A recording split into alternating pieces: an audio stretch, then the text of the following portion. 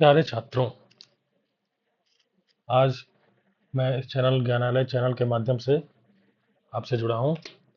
और इस चैनल पे हम लोग खास तौर पे जो बिहार बोर्ड की 10वीं की बोर्ड परीक्षाएं हैं 2026-27 में जो होनी है, उस परीक्षा के लिए हम लोग सोशल साइंस के विषयों को विशेष करके देख रहे हैं। और आपकी तैयारी में मैं पूरा योगदान देने की कोशिश करूंगा ताकि आपका तैयारी बेहतर हो और आपकी परीक्षा का परिणाम बेहतर हो, है ना। इसके पहले जो हमने क्लास ली थी उसमें हमने लोकतंत्र में सत्ता की साझेदारी, जो हमारा लोकतांत्रिक राजनीति जो किताब है सामाजिक विज्ञान की, उसका जो प्रथम अध्याय है ना, उसका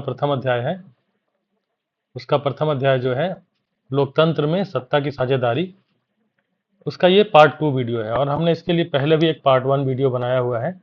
तो मैं आपकी सुविधा के लिए उस वीडियो का जो इसके पहले हमने पार्ट 1 बनाया था उसका मैं एक रिकैप मैं एक बार दे देता हूँ। मैं उसको एक बार आपको पुनः बता देता हूँ कि हमने उस वीडियो में क्या पढ़ा था, ताकि आप जो चैप्टर है इसको पूरी तरह से समझ पाएँ। क्योंकि ये जो वीडियो आज होगा ये पहले ही चैप्टर का जो पहला चैप्टर में हमने जो वीडियो बनाया था उसका ये दूसरा भाग है। तो पहले भाग में हमने क्या पढ़ा था उसको हम लोग एक बार जान लेते हैं।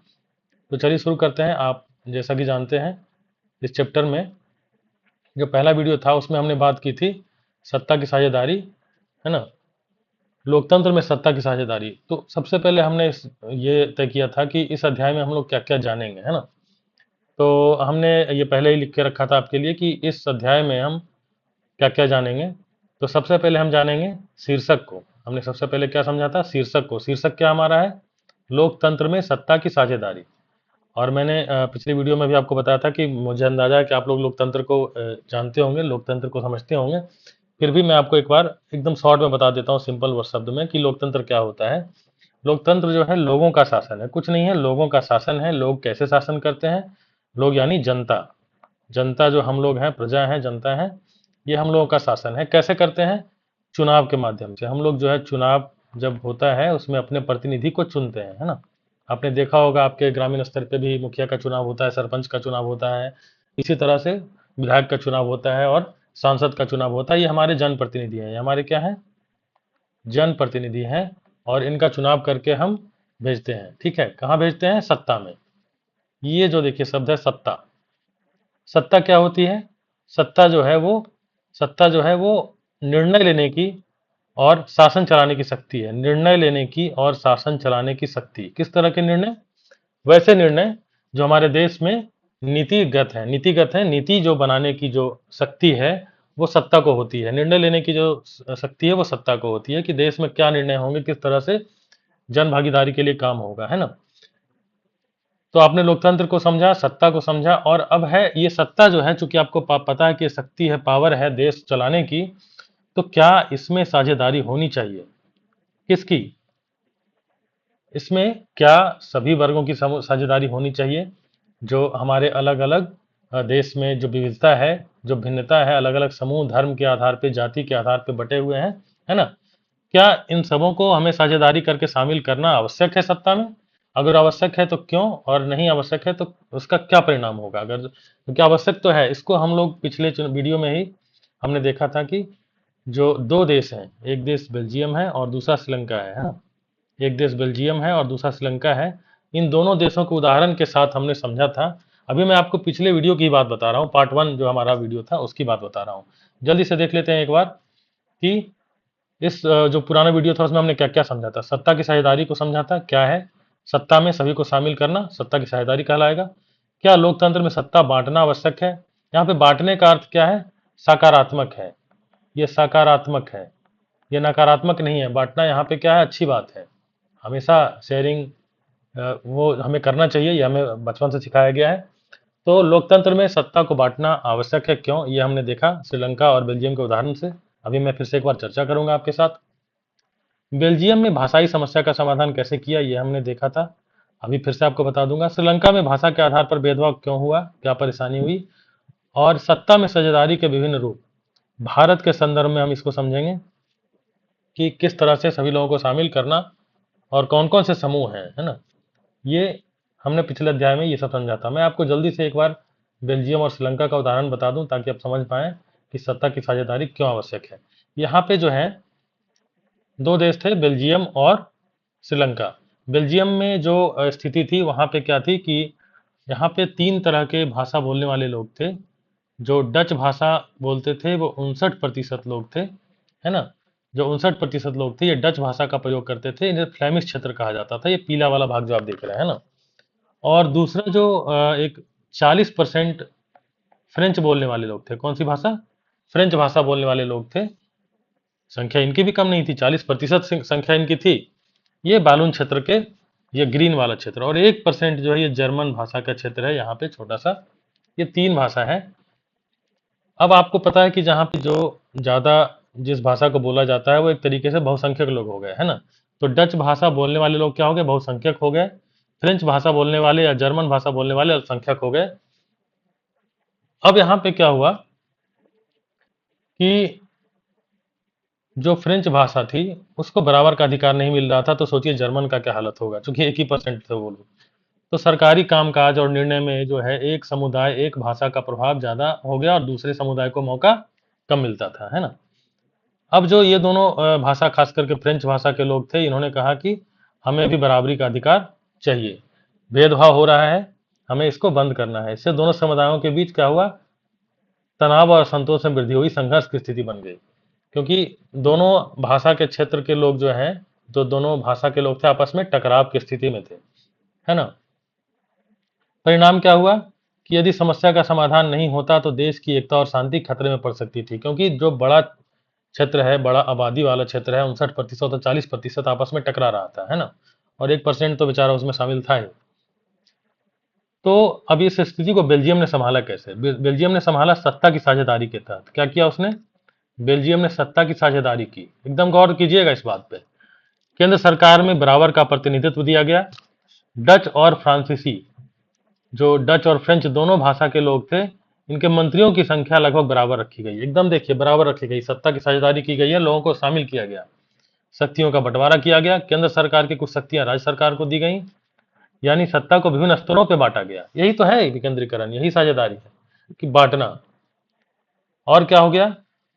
अलग अलग सामुदायिक सरकार की व्यवस्था की गई। भाषा के लिए अलग सामुदायिक सरकार, संस्कृति के लिए, शिक्षा के लिए। इस तरह से क्या स्थिति बनी? बेल्जियम ने समझदारी के साथ काम लिया, सत्ता की साझेदारी को अपनाया और भाषा के भेदभाव की समस्या को शांति और सहयोग में बदल दिया। परिणाम क्या हुआ? दोनों समुदायों को सम्मान मिला, अधिकार मिला, संघर्ष और तनाव कम हुआ, देश में शांति और एकता स्थापित हो गई। समझ गए आप इस बात को?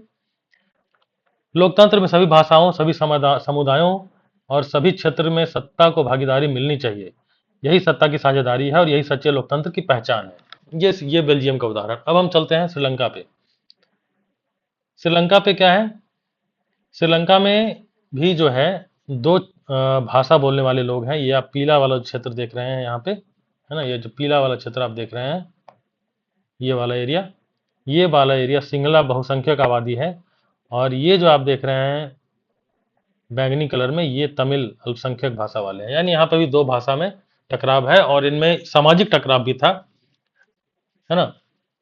भाषा के बाद होता क्या है, 1948 में श्रीलंका स्वतंत्र होता है और 1956 में सिंगला ओनली एक्ट पारित किया जाता है ना। सिंगला ओनली एक्ट पारित किया जाता है, जो कि राष्ट्र की एकमात्र आधिकारिक भाषा बना दी गई। अब यहाँ पे देखिए दिक्कत क्या है कि जब आपने एक भाषा को ज़्यादा प्रभाव वैल्यू दे दिया, ज़्यादा आपने उसको शामिल कर लिया, राष्ट्र की एक मतलब आधिकारिक भाषा बना दिया, तो दूसरी भाषा के जो तमिल भाषा के लोग हैं ये उपेक्षित महसूस करने लगे और इनको दिक्कत होने लगी। कहाँ पे? शिक्षा में, नौकरियों में और सरकारी सेवाओं में तमिल लोगों के अवसर कम हो गए, है ना। पूरा एक देखिए पिक्चर में सब कुछ आपको दिया हुआ है, आप इसको देखते चले। कम अवसर हो गया, इससे क्या हो गया? परिणाम क्या हुआ? तनाव और संघर्ष, जो आपने बेल्जियम के टाइम पे भी देखा था। लेकिन बेल्जियम ने कुछ अलग काम किया, उसने सत्ता की साझेदारी को अपनाया, जबकि श्रीलंका ने क्या किया? श्रीलंका ने इस तरह का कोई साझेदारी का काम नहीं किया। परिणाम क्या हुआ? भाषा में भेदभाव के परिणाम क्या हुए? तमिल लोगों ने खुद को उपेक्षित और न्यायपूर्ण महसूस किया, समुदायों के बीच विश्वास कम हुआ, शिक्षा, नौकरी और सरकारी सेवाओं में अवसर कम मिले तमिल लोगों को। इससे परिणाम क्या हुआ? तनाव और आंदोलन की स्थिति पैदा हो गई। और यहां तक नहीं, श्रीलंका में गृह युद्ध की स्थिति बन गई, गृह युद्ध भी हुआ। ठीक है, तो यहाँ पे आप देखिए पिक्चर में दिखा रहा है कि हमें समान अधिकार चाहिए। तमिल लोगों की बात है, तमिल लोग अपनी बात को रख रहे हैं। फिर यहाँ पे हम देखेंगे सीख क्या है। लोकतंत्र में सभी भाषाओं और समुदायों को समान सम्मान और भागी देना जरूरी है। सत्ता की साझेदारी ही शांति और एकता की कुंजी है। जो आपका जो चैप्टर है लोकतंत्र में सत्ता की साझेदारी, आप समझ रहे होंगे, जो हमने ये अभी तक हमने पिछले अध्याय में जो पढ़ा था, पिछले वीडियो में जो पढ़ा था पार्ट 1 में, उसी की बात मैं आपसे कर रहा हूँ अभी तक। समझ रहे हैं? ये 2 उदाहरण थे। श्रीलंका ने सत्ता की साझेदारी को अपने से नहीं अपनाया और बेल्जियम ने उसको अपनाया। देखिए एक चार्ट के माध्यम से मैंने आपको बताया था उस समय कि बेल्जियम ने क्या किया। बेल्जियम ने क्या काम किया? बेल्जियम ने सभी प्रमुख समुदायों को सत्ता में भागीदार बनाया। बेल्जियम ने क्या किया? समझौते और सहयोग की नीति अपनाई, सत्ता का बंटवारा किया, जिससे क्या हुआ? सामाजिक तनाव और संघर्ष कम हुआ, है ना? सामाजिक तनाव और संघर्ष कम हुआ, देश में शांति स्थापित हुई। जबकि श्रीलंका ने क्या किया? बहुसंख्यक समुदाय का प्रभुत्व बढ़ा। यहाँ पे बहुसंख्यकों की नीति अपनाई गई। एक सिंगला भाषा को ही यहाँ पर अपना जो है राष्ट्रीय भाषा बना दिया गया। सत्ता का केंद्रीकरण हुआ, क्योंकि जो वैसे लोग थे जो भाषा और सामाजिक रूप से मजबूत थे, वो सत्ता में आए और दूसरे भाषा समूह को बाहर कर दिया। इससे क्या हुआ? सामाजिक संघर्ष बढ़ा और अशांति फैल गई। ठीक है, आपने 2 उदाहरण से समझा कि लोकतंत्र में सत्ता की साझेदारी क्यों आवश्यक है। अब हम शुरू करते हैं आज का अपना जो पार्ट 2 वीडियो है। आज का जो वीडियो है पार्ट 2 है। आप समझिए, जो पिछला जो हमने पार्ट 1 पढ़ा था उसको जोड़ते हुए हम चलेंगे, और मुख्य रूप से आज हम बात करेंगे भारत के संदर्भ में। हम लोग जो बात करेंगे आज भारत देश के संदर्भ में, है ना? क्या बात करेंगे ये देख लेते हैं। मैंने आपके लिए कुछ पॉइंट्स नोट करके रखा है। हम लोग आज क्या बात करने वाले हैं, एकदम ध्यान से आराम से समझते चलेंगे। और मैं फिर आपसे एक रिक्वेस्ट करूंगा कि आप जब वीडियो देख रहे हो तो एक आप साथ में एक नोटबुक और पेन रखें, और बीच बीच में वीडियो को पॉज करके या फिर जैसे भी आप अपना नोट्स बनाते चले इसके साथ साथ। ठीक है, तो आज हम लोग क्या देखेंगे? आज की वीडियो में हम लोग देखेंगे सामाजिक विभिन्नता क्या होती है, सामाजिक विभाजन क्या होता है, दोनों में क्या अंतर है। उसके बाद हम लोग जानेंगे क्या प्रत्येक सामाजिक विभिन्नता सामाजिक विभाजन का कारण है। क्या सामाजिक विभिन्नता जो है वो सामाजिक विभाजन का कारण है। इसके बाद हम लोग देखेंगे चौथे पॉइंट में सामाजिक समूहों के बीच सत्ता की साझेदारी। कुछ सामाजिक समूह हमें देखने को मिलते हैं जो कि लिंग के आधार पर होते हैं, धर्म के आधार पर, जाति के आधार पर और क्षेत्र के आधार पर भी समूह बने होते हैं। क्या इन सब समूहों को सत्ता में भारत के संदर्भ में शामिल करना जरूरी है? बिल्कुल ध्यान रखिएगा, भारत के संदर्भ में बात करेंगे, भारत देश के संदर्भ में बात करेंगे। फिर हम बात करेंगे धर्म और राजनीति की, जो आपकी किताब में भी शामिल किया गया है इस टॉपिक को, सांप्रदायिकता और धर्मनिरपेक्षता को।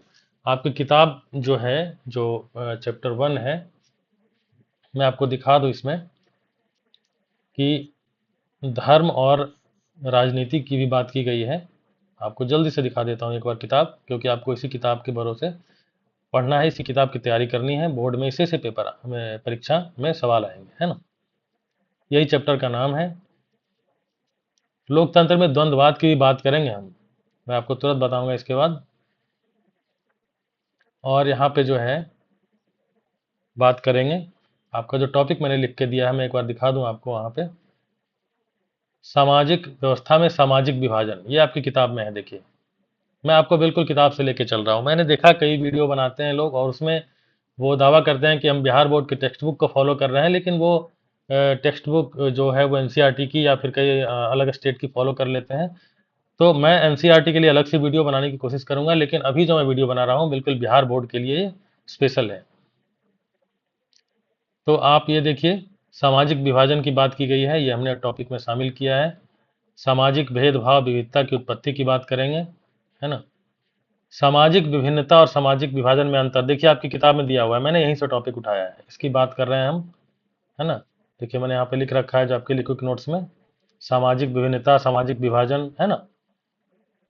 फिर हम बात करेंगे, किताब में आपको दिखाते चलो, जाति पर राजनीति का प्रभाव। देखिए हमने जाति की भी बात की है, हमने जाति को शामिल किया है अपने नोट्स में, जाति की बात कर रहे हैं हम लोग।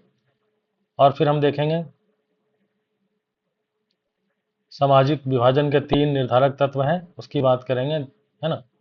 और फिर हम आ जाएंगे सामाजिक विभाजन में जाति, लिंग और धर्म। यहीं पे ये टॉपिक है, जाति, धर्म और लिंग, है ना?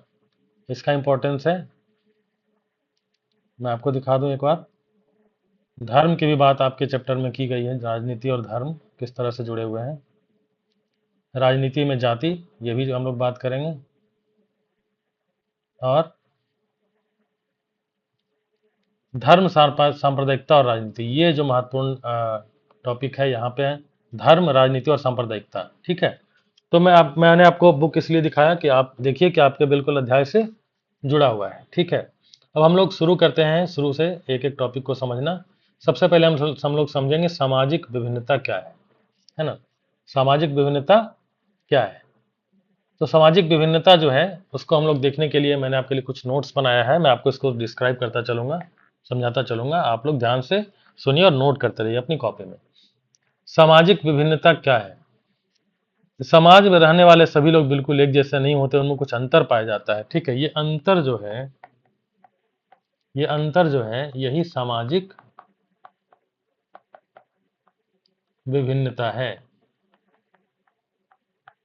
ये अंतर क्या है? ये अंतर ही सामाजिक विभिन्नता है। और एक बड़ा ही अच्छा शब्द है विविधता, एक बड़ा ही अच्छा शब्द आता है, आपकी बुक में मिल जाएगा आपको, विविधता। ये भी सामाजिक विभिन्नता, सामाजिक विभिन्नता को हम लोग क्या कहते हैं? विविधता कहते हैं। विविधता का अर्थ होता है अलग अलग, विविध रूप का। आपने कभी सुना होगा विविध रूप, तो अलग अलग होना। तो हम लोग देखिए समाज में विभिन्नता है, हम लोग अलग अलग हैं, किस आधार पे? हमें कुछ अंतर है, किस आधार पे? अंतर देखिए क्या कहाँ पे है? हम लोग अलग अलग भाषा के हैं, है ना। कुछ लोग जो है हिंदी बोलते हैं, है ना, कुछ लोग अंग्रेजी बोलते हैं अपने ही देश में, कुछ राज्य की भाषा है ना, कहीं की गुजराती भी है। अच्छा, बिहार के अंदर भी बात करें तो यहाँ पर एक उदाहरण है कि एक कक्षा में बिहार में एक छात्र भोजपुरी बोलता है, दूसरा छात्र हिंदी बोलता है, तीसरा छात्र मैथिली बोलता है। तो भाषा के आधार पर हमारे बिहार में भी अलग अलग हम लोग अंतर है ना। फिर क्या अंतर है? धर्म के आधार पर। आपने ये नोट कर लिया होगा, फिर से एक बार बता दूं, अंतर क्या है? सामाजिक विभिन्नता। और सामाजिक विभिन्नता को क्या कहते हैं? विविधता। हम सामाजिक विभिन्नता क्या है? हम एक जैसे नहीं, हमें कुछ अंतर है, यही हमारी सामाजिक विभिन्नता है। ठीक है, अब हम लोग जो है अलग अलग हैं, विविध हैं। तो धर्म के आधार पर भी आप देखते हैं कि धर्म के आधार पर भी हम लोग अलग अलग हैं, है ना।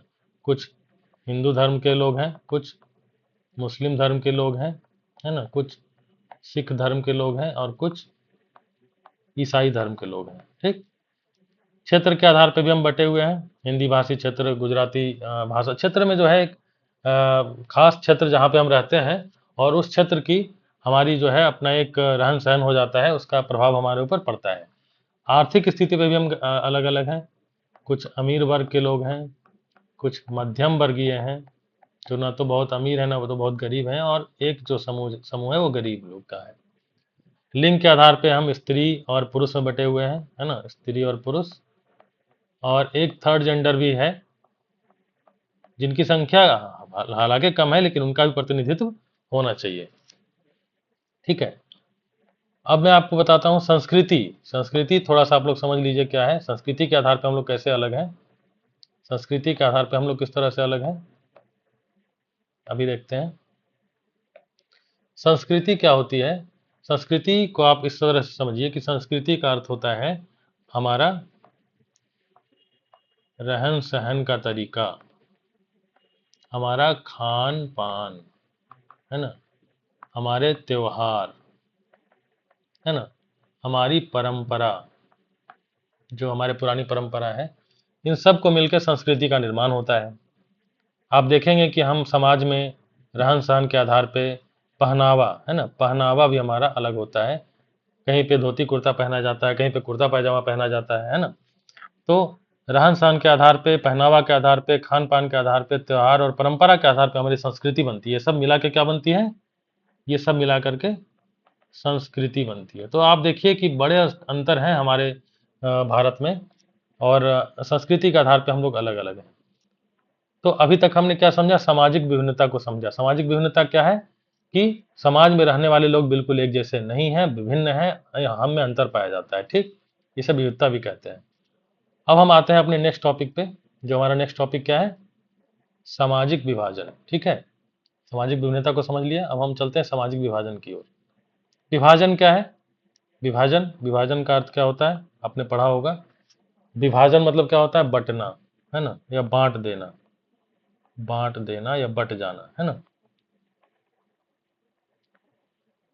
अब जो है, क्या ये सामाजिक विभिन्नता जो है, क्या हर सामाजिक विभिन्नता सामाजिक विभाजन बनती है या नहीं बनती है? पहले हमने बात की है नहीं बनती है, ठीक है। सामाजिक विभिन्नता जो है नहीं बनती है। और दूसरा जो टॉपिक है कि सामाजिक जो विभिन्नता है वो सामाजिक अंतर जो है वो सामाजिक विभाजन बन जाएगा कब? तो पहले हम लोग समझते हैं कब बन जाएगा, ठीक है। आप ये जान रहे हैं कि हम लोग समाज में अलग अलग समूह में बटे हुए हैं, अलग अलग समूह में हम लोग हैं। और आप ये समझ लीजिए कि ये जो हमारा अंतर है, एक बार बता दूं मैं आपको, ये जो अंतर है ना, ये जो विभिन्नता है ना, ये जो विभिन्नता है ये अनिवार्य है। ये क्या है? अनिवार्य है। अनिवार्य का अर्थ कैसे समझते हैं आप? ये अनिवार्य है और एक तरीके से कह सकते हैं ये स्वाभाविक है ना, ये स्वाभाविक है। इसको हम लोग टाल नहीं सकते हैं। कैसे? जैसे हमारा जब जन्म हुआ तो किस समुदाय में हुआ, इस पे हमारा कोई कंट्रोल तो नहीं है ना। हम हिंदी भाषी क्षेत्र में पैदा होंगे कि अंग्रेजी भाषी क्षेत्र में पैदा होंगे, या हम किस राज्य में पैदा होंगे या किस धर्म में पैदा होंगे, है ना, ये हमारे ऊपर इसका कंट्रोल नहीं है। और इस तरह से हम अलग अलग धर्म और जाति में हम लोग सब पैदा हुए हैं, है ना। तो ये अनिवार्य है ना, इस पे हमारा कंट्रोल तो है नहीं। तो इस तरह से समूह तो बन ही जाएगा, है ना। भाषा का समूह, धर्म का समूह, जाति का समूह, समझ रहे हैं। तो सामाजिक विभिन्नता क्या है? अनिवार्य है। इसको आप टाल नहीं सकते हैं, ठीक। आप समझ गए इस बात को। अब देखिए, जब सामाजिक विभिन्नता अनिवार्य है, अंतर अनिवार्य है, तब क्या ये सामाजिक विभाजन का कारण बनता है? अब देखिए कैसे बनता है। सामाजिक अंतर तब गंभीर हो जाता है जब अंतर एक दूसरे से जुड़ जाए, और यह जुड़ने के बाद यह अंतर समाज में बहुत बड़ा और प्रभावशाली बन जाए, ठीक है। जुड़ने का मतलब यह हुआ कि जब हम इस बात को ही ज़्यादा वैल्यू दें कि भाई हमारी भाषा या हमारा क्षेत्र, है ना, या हमारा धर्म, ये जो हमारा भाषा है, हमारी जो क्षेत्र है, हमारी जो भाषा, क्षेत्र और धर्म है, ये ही ज़्यादा उच्च क्वालिटी का है, ज़्यादा उच्च है। और दूसरा जो वर्ग है ना, जो जो दूसरी भाषा है ना, वो क्षेत्र है वो निम्न है। इस आधार पे हम लोग क्या करेंगे, जब ऐसा मानने लग जाते हैं लोग, तो यहाँ पे क्या होगी कि सम्मान, आदर और अधिकार की कमी हो जाएगी। क्यों? क्योंकि हमने ये मान के चल रहे हैं हम कि हमारी भाषा ही उच्च है, दूसरों की भाषा जो है निम्न है, दूसरों की भाषा निम्न है। तो क्या हो जाएगा यहाँ पे, हम इस बात को जब लेके चलेंगे तो हमारे हमारे पास एक भाव आएगा कि हम ही उच्च हैं और हमें ही सब कुछ मिलना चाहिए। इस आधार पे हमारी भाषा, क्षेत्र और धर्म को जब उच्च मान लेते हैं हम और दूसरी भाषा को निम्न मान लेते हैं, तो होता क्या है कि यदि हमने सभी को सम्मान देने में, समान अधिकार देने में कमी कर दी, तब ये जो सामाजिक अंतर है, चूंकि अंतर तो है हमारे बीच, भाषा, क्षेत्र और धर्म को लेकर के, जाति को लेकर के, जाति भी इसमें शामिल कर लेते हैं, तब क्या हो जाएगा, सामाजिक विभाजन हो जाएगा। समझिए इस बात को एकदम आराम से। जब आप अपनी ही जाति को, अपने ही धर्म को ज्यादा श्रेष्ठ बताएंगे, ज्यादा उच्च बताएंगे, और इसका प्रयोग राजनीति में भी करेंगे, है ना, अभी बात करेंगे राजनीति और धर्म की, राजनीति और जाति की, तब क्या होगा, तब सामाजिक विभाजन का कारण बन जाएगा, है ना, ठीक है। जब अंतर एक दूसरे से जुड़ जाएं और हम इसको इस तरह से देखें कि हमारी ही जाति और भाषा और क्षेत्र जो है वो ऊंचा है और दूसरे का निम्न है, दूसरे का हम निम्न मानेंगे, उनको नीचे भाव से देखेंगे, नीच भाव से देखेंगे, तो दिक्कत होगी। जबकि ऐसा होना नहीं चाहिए। लेकिन जब ऐसा होगा तो सामाजिक विभाजन होगा, और सामाजिक विभाजन होगा तो इसको हमें कैसे संभालना है, अब हम इसे देखेंगे, ठीक है। अब हम देखेंगे कि सामाजिक विभाजन कब नहीं होगा। ठीक इसके विपरीत, ये विपरीत हुआ। सामाजिक अंतर हमारे पास है, ये तो रहेगा, अनिवार्य है। लेकिन जब हम इस सामाजिक विभाजन, जब सामाजिक विभिन्नता को, जब हम इस सामाजिक विभिन्नता को मानेंगे कि ये स्वाभाविक है, ये अंतर क्या है, स्वाभाविक है, और इस पे हमारा कोई बस नहीं है, कोई कंट्रोल नहीं है, ये सामान्य है, इसको हम सामान्य समझेंगे, कि ये जो है हमारे अलग अलग जाति धर्म में पैदा होना सामान्य बात है, इसमें कोई हमारा बस नहीं है, ये तो बस संजोग है ना। और इस आधार पे हम एक दूसरे से भेदभाव नहीं करें। जब हम ऐसा करेंगे, हम भेदभाव नहीं करेंगे, तो सामाजिक विभाजन नहीं होगा, सामाजिक विभाजन नहीं होगा। ठीक है। तो जैसे उदाहरण के लिए किसी शहर में अलग अलग जातीय धर्म के लोग रहते हैं, वे सभी एक साथ व्यवसाय करते हैं, स्कूल जाते हैं, स्थानीय समस्याओं पर साथ साथ खड़े होते हैं। ठीक है। जब ऐसा करेंगे तो सामाजिक विभाजन नहीं होगा, एक दूसरे के लिए हम लोग साथ में खड़े होंगे, एक दूसरे के साथ हर समस्या में खड़े रहेंगे, है ना। तो सामाजिक विभाजन नहीं होगा, एक दूसरे का सम्मान करेंगे। ठीक है, समझ रहे हैं आप। एक दूसरे का सम्मान करेंगे, एक दूसरे की समस्याओं के लिए खड़े रहेंगे, तो सामाजिक विभाजन नहीं होगा। सामाजिक विभिन्नता सामाजिक विभाजन का आधार नहीं बनेगी। लेकिन जैसे ही हम इस सामाजिक अंतर को भाषा के आधार पे, क्षेत्र के आधार पे, जाति के आधार पे ऊंच और नीच बना देंगे, उच्च और निम्न बना देंगे, तो सामाजिक विभाजन हो जाएगा। ठीक। तो हमने अभी तक जो चर्चा की, एक बार फिर से देख लेते हैं टॉपिक पे। सामाजिक विभिन्नता को समझा, सामाजिक विभाजन को समझा, और प्रत्येक सामाजिक विभिन्नता सामाजिक विभाजन का कारण है। अगर जो है तो हमने ये भी जाना कैसे, अभी समझा हमने, और नहीं है तो भी जाना कैसे, ये भी हमने अभी थोड़ा चर्चा की ना, कि अगर जो हम लोग एक दूसरे को सम्मान देंगे, अधिकार देंगे, बराबर का भाव देंगे, तो सामाजिक विभाजन नहीं होगा, और अगर जो नहीं देंगे तो हो जाएगा। ठीक। अब हम बात करते हैं भारत के संदर्भ में सामाजिक समूहों के बीच सत्ता की साझेदारी। अगर जो सामाजिक विभाजन होता है, तो आपने देखा श्रीलंका के जो उदाहरण हमने लिया था, हमारा देश बढ़ जाएगा और हमारे देश में अशांति फैल जाएगी। ठीक है। तो हमारे यहाँ जो सामाजिक समूह हैं, लिंग के आधार पे, धर्म के आधार पे, जाति के आधार पे, क्षेत्र के आधार पे, क्या ये इस पर राजनीति के इसका प्रभाव है और किस तरह से हम इसे समझेंगे। ठीक है। तो लैंगिक विभाजन को हम लोग देखें अगर जो, तो लिंग के आधार पे जो हमारा समूह है, स्त्री है, पुरुष है ना, और एक थर्ड जेंडर भी है ना, थर्ड जेंडर, जिसमें कि वैसे लोग जो ना तो पूरी तरह से स्त्री हैं और ना पूरी तरह से पुरुष है ना।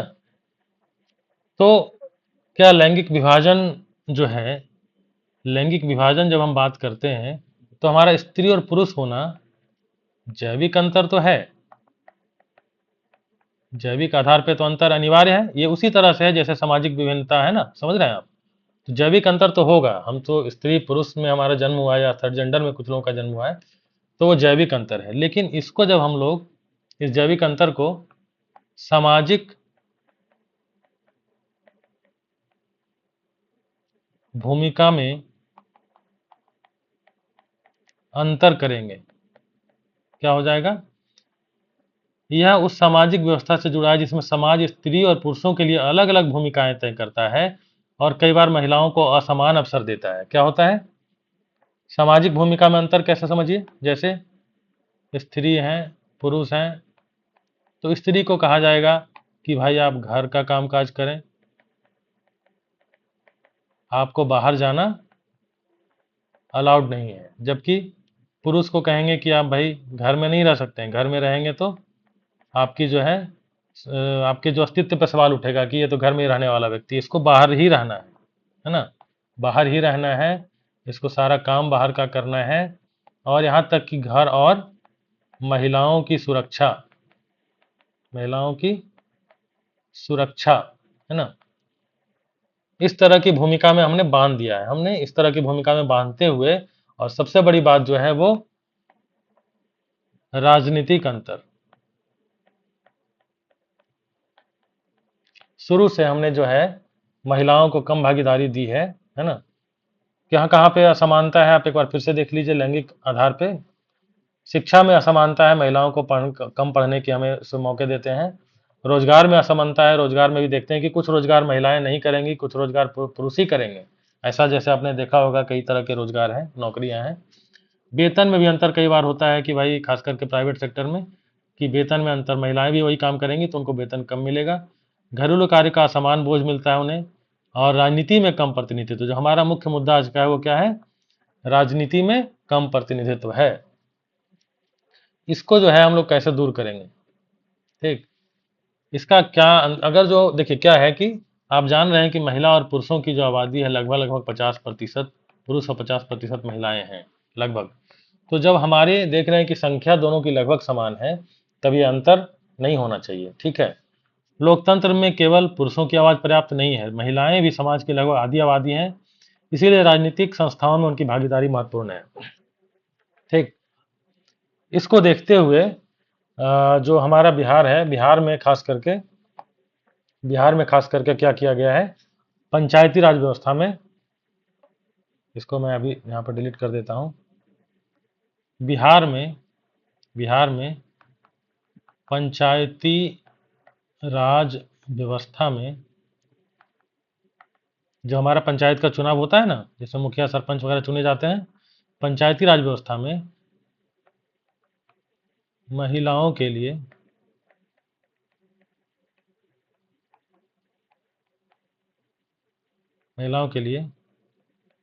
आरक्षण की व्यवस्था की गई है।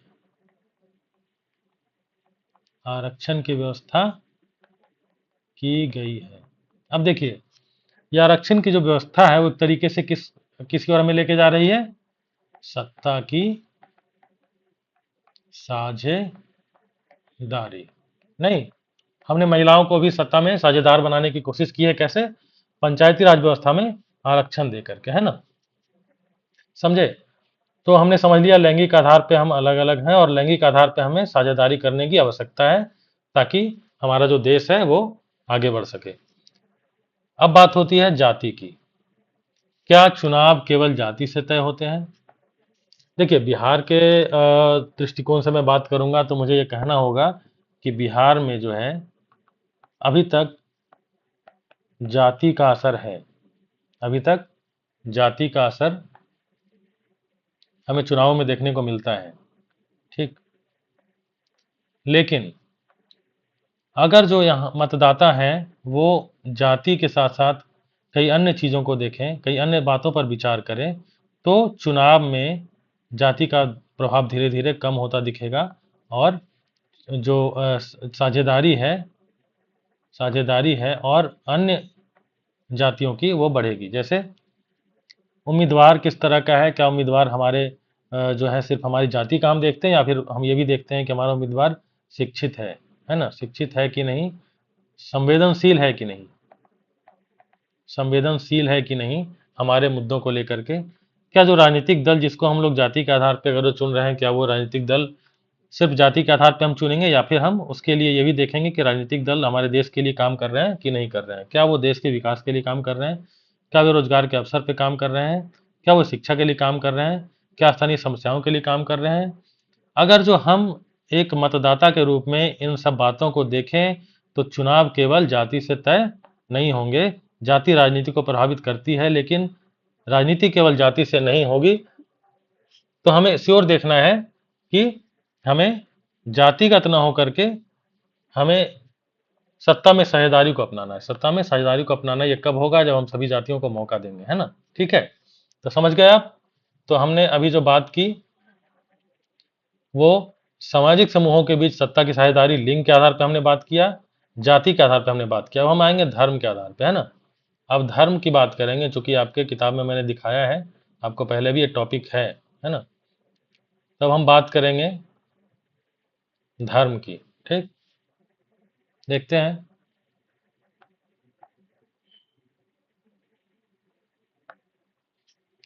अब हम देखेंगे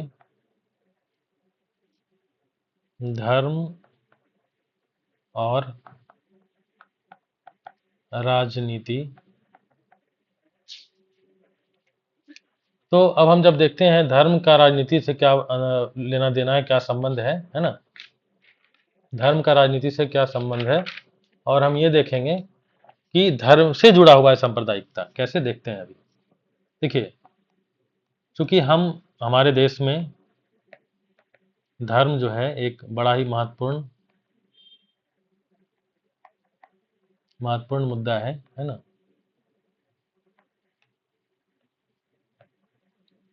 और जिससे कि आप जानते हैं कि हमारा जो देश है वो मुख्य रूप से 4 धर्मों में बटा हुआ है।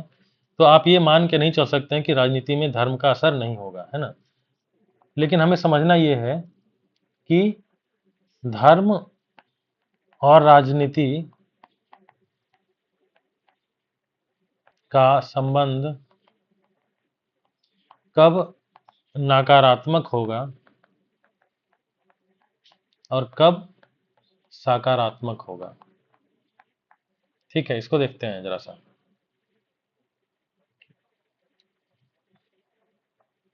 देखिए, नकारात्मक कब हो जाएगा, जब एक धर्म के लोग दूसरे धर्म के लोगों को निम्न या नीच समझेंगे, या मतलब कि नीचा दिखाने की कोशिश करेंगे, सम्मान नहीं देंगे, है ना। निम्न दर्जे का समझें और इस आधार पर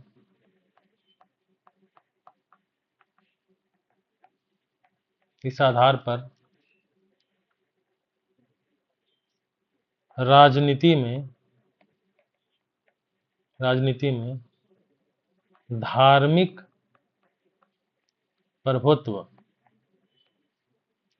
प्रभुत्व स्थापित करने की कोशिश करें।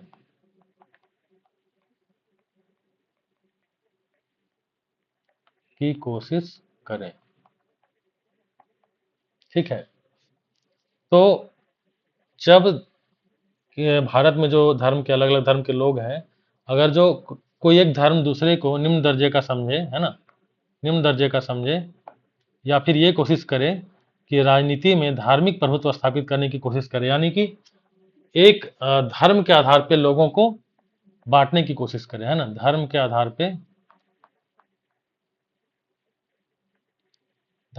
पे लोगों को बांटने की कोशिश करें,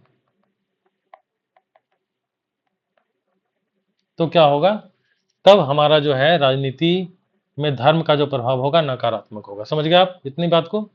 अब मैं आपको सकारात्मकता की ओर ले चलता हूँ। हालांकि मैं इसके पहले चीज़ बता दूं आपको यहीं पे, कि जब ऐसा होगा, जब धर्म के आधार पे लोगों को बांटा जाएगा, है ना, और राजनीति में जो है धार्मिक प्रभुत्व स्थापित करने की कोशिश की जाएगी, इस स्थिति को क्या कहेंगे हम लोग, सांप्रदायिकता। क्या कहेंगे, सांप्रदायिकता। ये आपकी किताब में एक इंपॉर्टेंट पॉइंट है। सांप्रदायिक होना, एक संप्रदाय को ही ज्यादा वैल्यू देना, एक समुदाय के आधार पे हम अगर राजनीति करते हैं तो ये क्या कहलाएगा।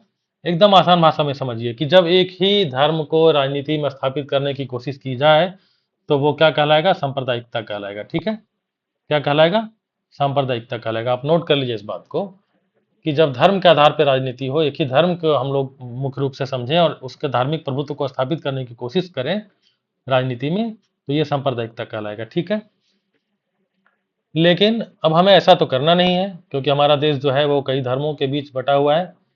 अगर ऐसा करेंगे तो फिर क्या हो जाएगा, हमारा देश का हालत श्रीलंका जैसा हो जाएगा, है ना, गृह युद्ध हो सकता है। तो इस जो नकारात्मकता है, इसको सकारात्मकता में बदलने के लिए क्या करना पड़ेगा, हमें कोई उपाय करना पड़ेगा, है ना। क्या उपाय करेंगे हम इसके लिए, देखिए क्या उपाय है। ये जो उपाय है ये है धर्मनिरपेक्षता।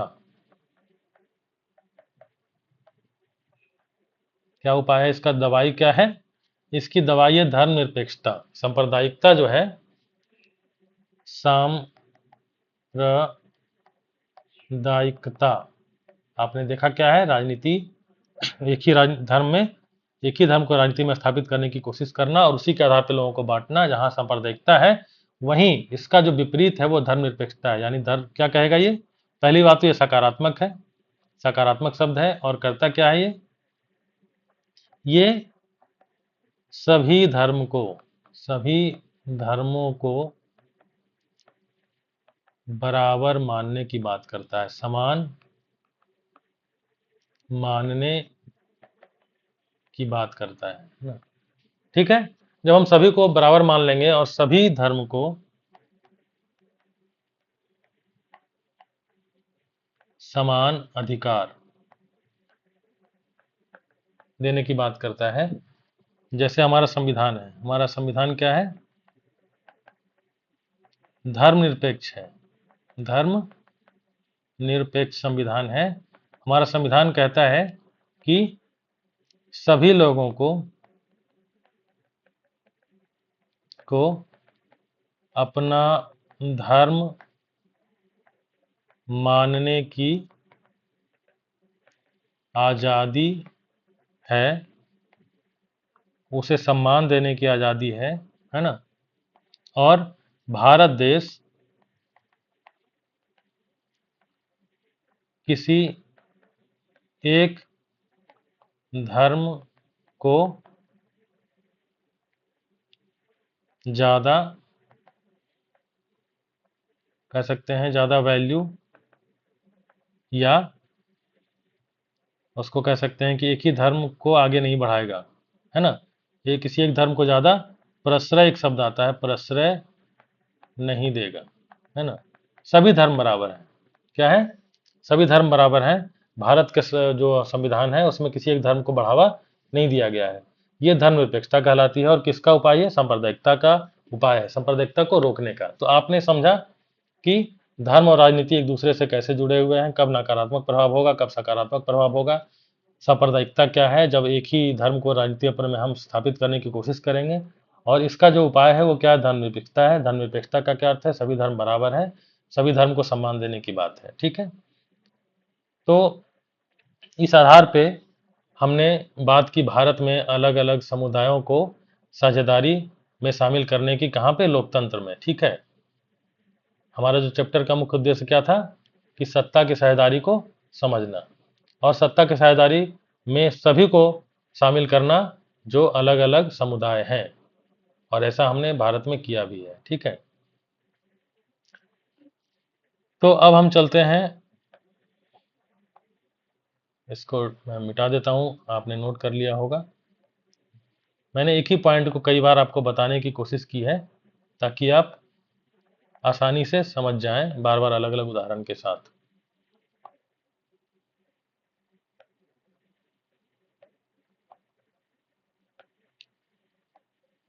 ठीक है,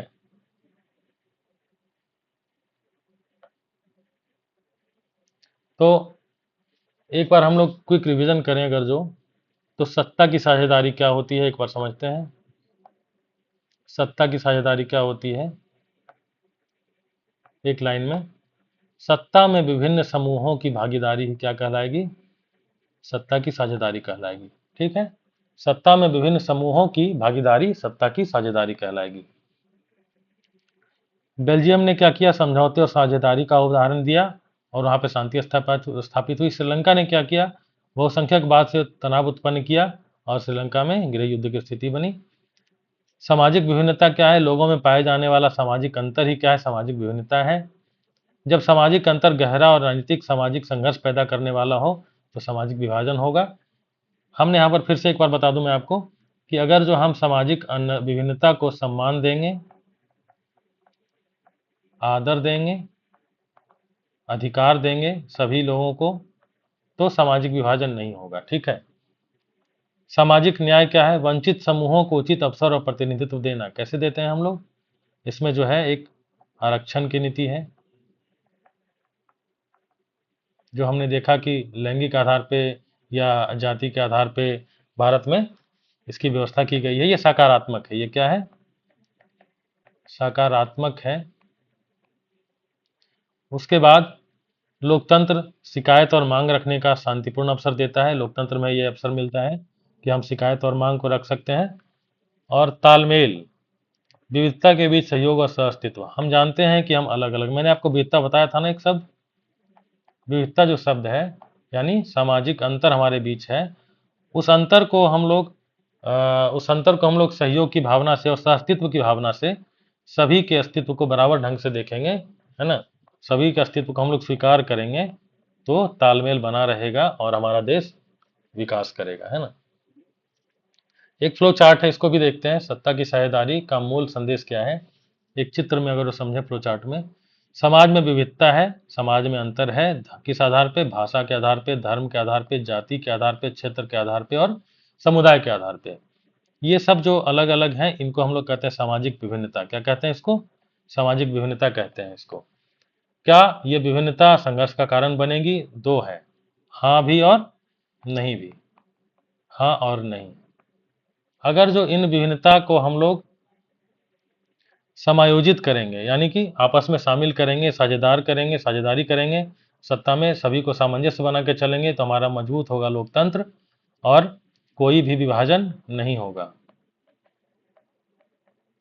विभाजन नहीं होगा हमारे देश में। और अगर जो हम इन भाषा, धर्म, जाति के आधार पर भेदभाव करेंगे तो क्या होगा? असंतोष बढ़ जाएगा और संघर्ष बढ़ जाएगा, जिसे कि हम क्या कह सकते हैं? द्वंद्ववाद। ये एक पॉइंट था जो अभी मैं आपको मेंशन कर देता हूं यहाँ पे। क्या कहते हैं? द्वंद्ववाद। संघर्ष ही क्या है? द्वंद्ववाद। क्या है ये? होता है ये आपके चैप्टर में है, आपकी बुक में है, इसको बता दूं मैं। संघर्ष दो विचारों में हो सकता है ना? दो जाति में हो सकता है, दो समूहों में हो सकता है ना? द्वंद्ववाद की स्थिति यानी कि दो लोगों के बीच विवाद, बंटवारा ही क्या कहलाता है? द्वंद्ववाद कहलाता है। जबकि ये नकारात्मक है। ये क्या है? नकारात्मक है हमारे समाज के लिए और लोकतंत्र के लिए। आप समझते चलिए, इसको नोट करते चलिए। एक इम्पॉर्टेंट पॉइंट है आपकी चैप्टर का कि जब हम देखेंगे कि जो अलग अलग भाषा, धर्म, जाति पे हम लोग अलग अलग हैं, सामाजिक विभिन्नता है, इसको अगर जो हम लोग भेदभाव करेंगे इस आधार पे, असंतोष उत्पन्न होगा, संघर्ष उत्पन्न होगा और द्वंद्ववाद होगा। यही द्वंद्ववाद है। संघर्ष ही क्या है? द्वंद्ववाद है। और कई उदाहरण आपने देखे हैं इसमें। आपकी बुक में कई राज्यों के भी उदाहरण दिए हुए हैं, मुंबई को लेकर के, बिहार को लेकर के, और मुख्य रूप से देश को हमने देखा, श्रीलंका और बेल्जियम को। तो द्वंद्ववाद मेरे ख्याल से आप लोग समझ गए होंगे। और एक अंतिम संदेश आपके लिए कि बच्चों, इस पूरे अध्याय को एक वाक्य में याद रखना हो, एक वाक्य में समझना हो, तो हम क्या कहेंगे? लोकतंत्र में सत्ता किसी एक व्यक्ति या समूह की संपत्ति नहीं है। लोकतंत्र की सफलता इस बात में है कि विभिन्न लोगों और समूहों को समान पूर्वक भागीदारी मिले, भागीदारी मिले और साझेदारी मिले सत्ता में, है ना? तभी तो सभी समूहों को शामिल कर पाएंगे हम लोग। तो लोकतंत्र में सत्ता किसी एक व्यक्ति या समूह की संपत्ति नहीं है। लोकतंत्र में सफलता इस बात पे है कि विभिन्न लोगों को समूह में भागीदारी, समान पूर्वक साझेदारी मिले। ठीक है? तो मेरे ख्याल से जितनी हमने बात की आज सामाजिक विभिन्नता को लेकर के, सामाजिक विभाजन को लेकर के, विभिन्न समुदायों, विभिन्न समूहों की लिंग, धर्म, जाति और क्षेत्र के आधार पर राजनीति भारत में किस तरह से है और हमें इसे शामिल करना क्यों आवश्यक है, इसकी बात की हमने। धर्म और राजनीति को समझा, सांप्रदायिकता और धर्मनिरपेक्षता को हमने अच्छे से समझा है कि कब नकारात्मक प्रभाव होगा धर्म का और सांप्रदायिकता का जन्म होगा, और जब इस सांप्रदायिकता को खत्म करने के लिए हमारे पास क्या दवाई है? धर्मनिरपेक्षता की दवाई है। तो मैं आशा करता हूं कि आपने इस भाग 2 जो इस एक अध्याय है हमारा, लोकतंत्र में सत्ता की साझेदारी, इसको अच्छे से समझा होगा। आपने पॉइंट्स को नोट करते आपने इसको किया होगा। तो ठीक है, हम मिलते हैं अगले वीडियो में। आज के लिए धन्यवाद।